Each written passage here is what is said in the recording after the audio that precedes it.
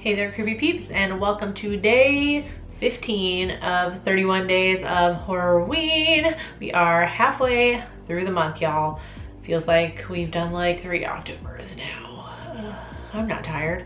Today we're gonna be talking about Demon Night as suggested by Azul.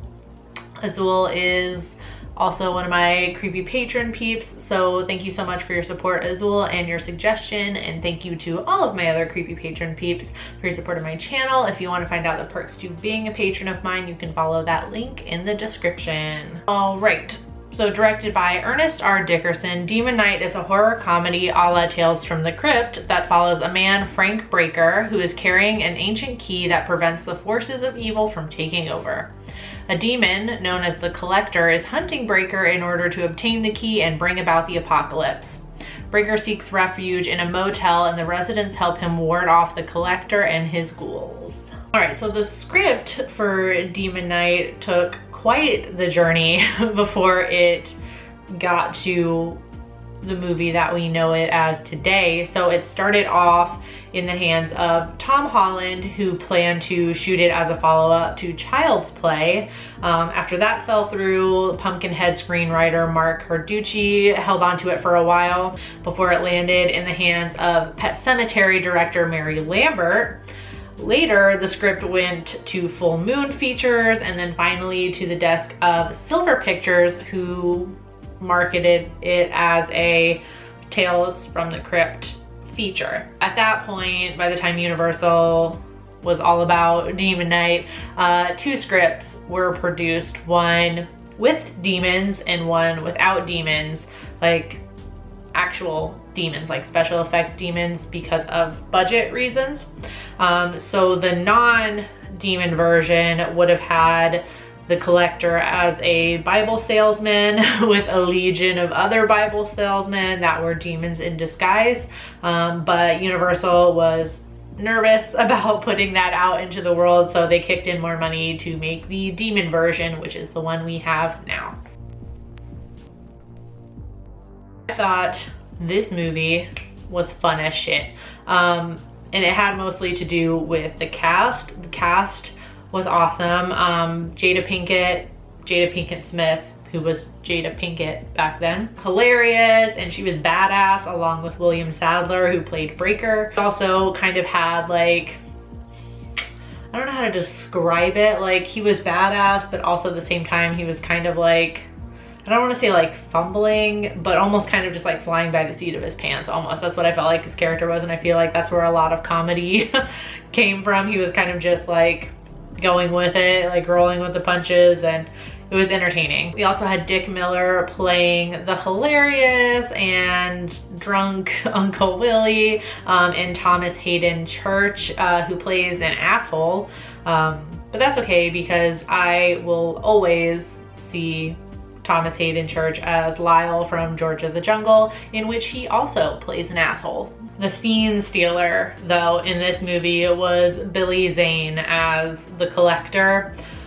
Honestly, like every single one of his lines was like pure gold. I can't even pick which one is my favorite, but he was so hilarious. Fuck this cowboy shit! You fucking ho dunk, po dunk, well then there, motherfuckers!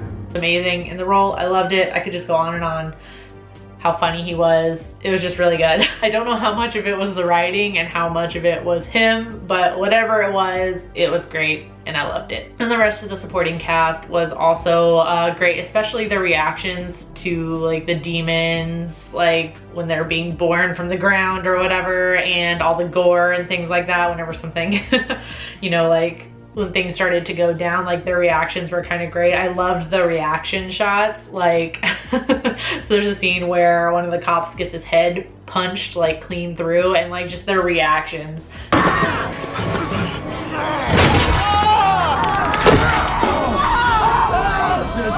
I don't know, it was just funny. It was a nice little touch and it was hilarious. So speaking of the head punching scene and other special effects, the effects were done by Todd Masters' company. It was a great job. Like I said, there was a nice like scene where somebody gets their head punched, you know, and the fist goes clean through.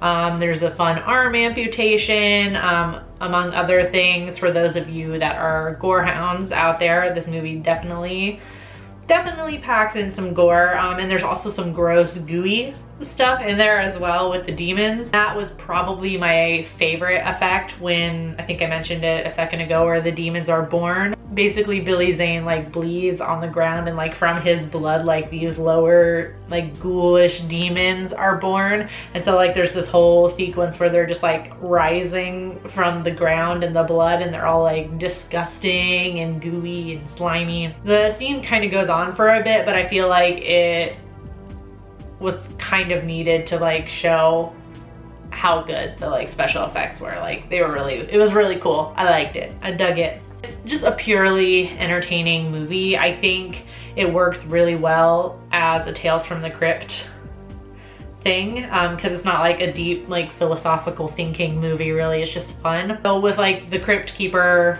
introducing the movie and ending the movie out, like especially introducing it, it really sets the tone for, why am I doing this a lot? Really sets the tone for the rest of the movie and just kind of like gets you in the spirit to watch something fun. And it works really well. So the idea to do this as a Tales from the Crypt feature was probably the best option.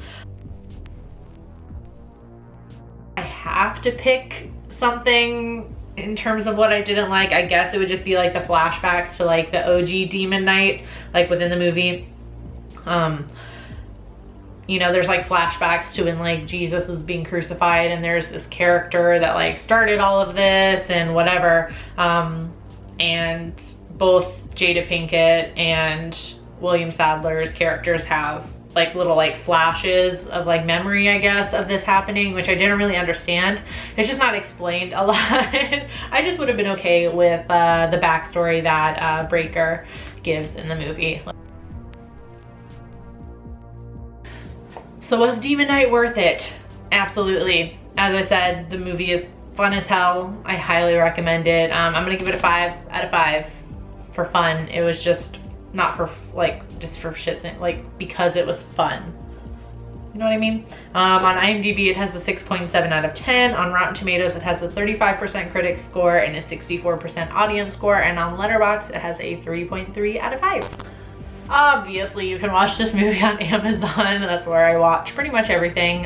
So there will be an affiliate link in the description if you want to watch the movie that way, rent the movie and watch it on Amazon, as well as affiliate links to everything I've watched this month thus far, except for the new releases obviously, will be on my blog, on the Amazon affiliate store page. I don't know. It's on my blog, which is also linked in the description if you want to check it out.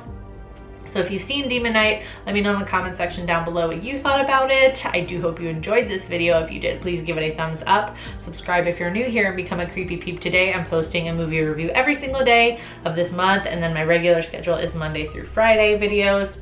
Thank you so much for watching, and until next time, stay strange. Bye!